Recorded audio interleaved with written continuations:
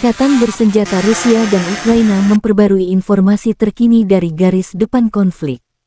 Juru bicara Kemenhan Rusia Letnan Jenderal Igor Konashenkov tanggal 13 April melansir terjadi kontak senjata di sejumlah wilayah. Di arah Kupiansk, sistem penerbangan, artileri, dan penyembur api berat kelompok pasukan Zapad Rusia menyerang unit-unit Angkatan bersenjata Ukraina AFU di dekat Devurehnaya, Sinkova, dan Timkovka, wilayah Kharkov dan Novosyolovtsoye, Republik Rakyat Lugansk. Kerugian musuh ke arah ini lebih dari 35 tentara Ukraina, 2 kendaraan bermotor, dan 1 howitzer artileri self-propelled Gvozdika. Di arah Krasny Liman, penerbangan operasional taktis dan Angkatan Darat dan artileri kelompok pasukan Center menimbulkan kerugian nyata bagi unit musuh dekat dengan Chervonaya Dibrova, Republik Rakyat Lugansk, Terny dan Grigorovka, Republik Rakyat Donetsk. Total kerugian musuh di arah ini berjumlah hingga 80 prajurit Ukraina, 2 kendaraan tempur lapis baja, dan 1 howitzer D-20. Selain itu, Depot amunisi Brigade Mekanis ke-66 Angkatan bersenjata Ukraina dimusnahkan di dekat Nevskoye, Republik Rakyat Lugansk.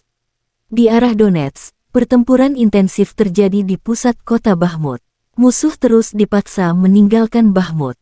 Pasukan lintas udara mendukung unit penyerang di sayap dengan mencegah musuh mentransfer unit bala bantuan ke kota dan tidak memberikan kesempatan kepada musuh untuk mundur dari Artyomovsk atau Bakhmut. Penerbangan operasional taktis, pasukan rudal, dan artileri kelompok pasukan Yuk melibatkan konsentrasi tenaga kerja dan perangkat keras Angkatan bersenjata Ukraina di dekat Kalinovka, Mykolaievka, dan Stupocheki, Republik Rakyat Donetsk. Selama 24 jam terakhir, pesawat Rusia melakukan 12 serangan mendadak di dekat Artyomovsk dan pasukan rudal dan artileri melakukan 57 misi penembakan untuk mendukung tindakan grup. Kerugian musuh berjumlah lebih dari 300 tentara Ukraina, 1 kendaraan tempur infanteri, 6 kendaraan tempur lapis baja, 2 kendaraan bermotor, 1 howitzer D-20, serta 1 senjata artileri self-propelled Gvozdika selama beberapa hari terakhir ke arah ini. Di arah Donetsk Selatan dan Zaporozhye, penerbangan operasional taktis dan Angkatan Darat dan artileri grup pasukan Vostok membuat kewalahan unit Ukraina dekat Ugledar, Republik Rakyat Donetsk, Poltavka, Verkhnaya Tersa, dan Omelnik, wilayah Zaporozhye. Selama 24 jam terakhir, hingga 20 tentara Ukraina, 2 kendaraan tempur lapis baja, dan 1 howitzer Mesta B dinetralkan ke arah ini. Selain itu, Depot amunisi Brigade Pertahanan Teritorial ke-102 dihancurkan di dekat Kutub Guliai. Di arah Kherson, hingga 35 tentara Ukraina, 2 kendaraan tempur lapis baja, dan 1 senjata artileri self-propelled Gvozdika dihilangkan. Penerbangan operasional taktis, pasukan rudal, dan artileri Angkatan bersenjata Federasi Rusia menghancurkan 97 unit artileri Angkatan bersenjata Ukraina di posisi tembak mereka. Tenaga musuh dan perangkat keras di 124 area juga digempur dengan berbagai jenis artileri. Pasukan pertahanan udara menjatuhkan 9 proyektil HIMARS buatan Amerika Serikat. Selain itu, 6 kendaraan udara tak berawak drone Ukraina dihancurkan di area Chervonaya Dibrova, Kremenaya, Senichnoye, Rubesnoye, Republik Rakyat Lugansk. Letjen Igor Konashenkov melansir secara total, 407 jet tempur dan 228 helikopter, 3.747 kendaraan udara tak berawak drone Ukraina dihancurkan. Termasuk 415 sistem rudal anti-pesawat, 8.659 tank dan kendaraan tempur lapis baja lainnya, 1.082 kendaraan tempur yang dilengkapi dengan sistem roket peluncuran ganda, 4.576 meriam artileri lapangan dan mortir, serta 9.487 unit perangkat keras militer khusus dihancurkan selama operasi militer khusus tersebut. Dari kubu terpisah, Angkatan bersenjata Ukraina melaporkan Rusia kehilangan 500 prajurit dalam sehari. Termasuk 16 kendaraan lapis baja, 4 tank, dan 7 unit artileri.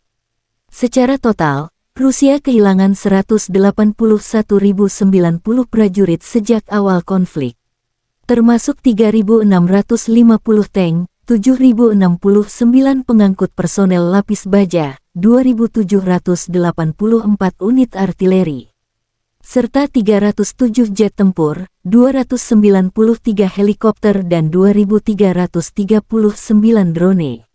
Konflik Rusia dan Ukraina berlangsung selama 414 hari, belum ada pembicaraan damai antara kedua belah pihak.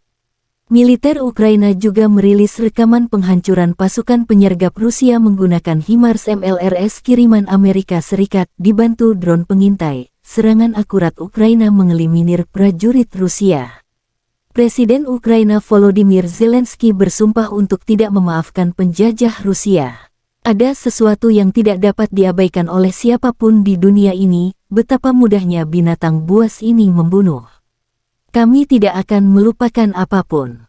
Kami juga tidak akan memaafkan para pembunuh. Akan ada tanggung jawab hukum untuk semuanya. Kekalahan teror diperlukan, kata Зеленський. Знищувати життя. Це не випадковість, це не епізод. Так було раніше, так було в Бучі тисячі разів. Кожен повинен реагувати. Кожен лідер. Не чекати, що це забудеться, що пройде час. Ми нічого не збираємось забувати. І прощувати вбивцям. Законна відповідальність буде за все. Потрібен програш терору.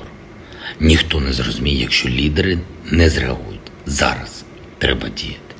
І нам в Україні максимально зосередитись на фронті, максимально допомагати, гнати окупанта з нашої землі. Головна мета – перемогти.